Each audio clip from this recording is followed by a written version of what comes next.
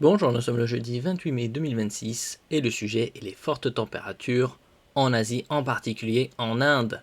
Plus de 48 degrés Celsius en journée, 32 degrés Celsius la nuit à New Delhi, capitale de l'Inde, le pays le plus peuplé au monde. Ils sont actuellement en train de faire un recensement. Ils franchiront probablement la barre des 1,5 milliard d'habitants. L'Inde suffoque. Le pays est touché depuis plusieurs semaines par une vague de chaleur intense.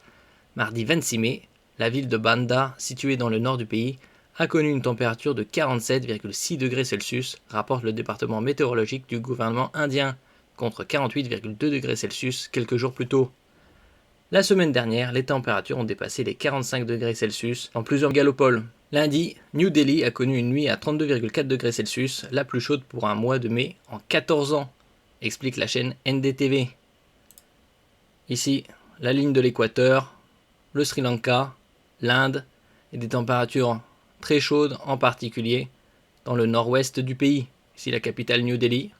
N'oubliez pas de vous abonner pour plus de news nationales, européennes et internationales sur ce monde dans lequel nous vivons. Fin avril, les données de la plateforme EQR indiquaient que les 50 villes les plus chaudes de la planète se situaient toutes en Inde. Top 50, tout en Inde. Au moins une quinzaine de morts. Selon le service météorologique indien, les températures minimales moyennes en avril ont été supérieures de 0,78 degrés Celsius à la normale à l'échelle du pays. La chaleur a des conséquences importantes pour l'Inde. Au moins 16 personnes sont mortes à cause de la chaleur dans l'état méridional du Telangana depuis le début de la saison chaude selon les autorités. On peut voir ici par exemple combinaison de température de l'air et de l'humidité relative en limite environnementale critique, au-delà desquelles la température corporelle centrale augmente. Si par exemple à partir de 36 degrés Celsius, 60% d'humidité, la zone jaune.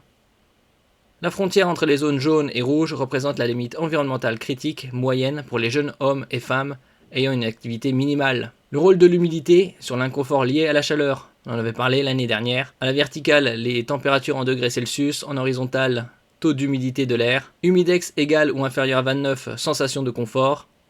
Entre 30 et 34, sensation d'inconfort. Entre 35 et 39, sensation d'inconfort important. Entre 40 et 45, danger avéré pour la santé.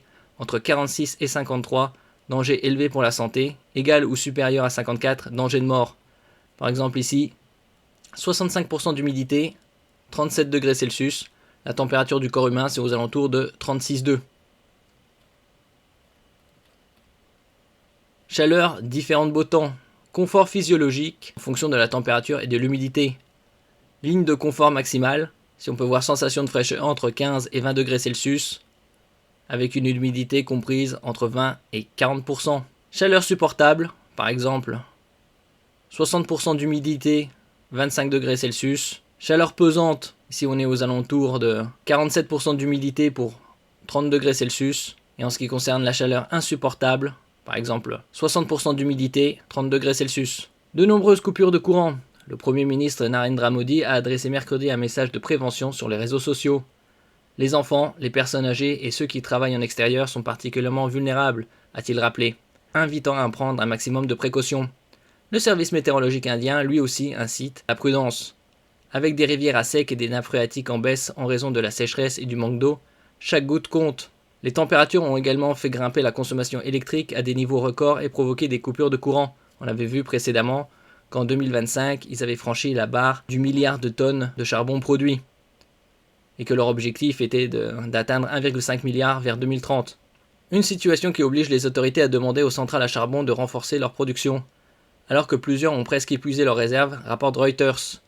L'agence de presse rappelle que cette énergie fossile, particulièrement émettrice de gaz à effet de serre, en Inde, ils utilisent également un autre type de charbon, nommé lignite, qui contient bien moins de carbone. Le lignite, c'est aux alentours de 70% de carbone, tandis que le charbon, c'est 95%. Responsable du réchauffement climatique, compte encore pour 70% de la production d'énergie indienne. Merci pour votre écoute, et à la prochaine.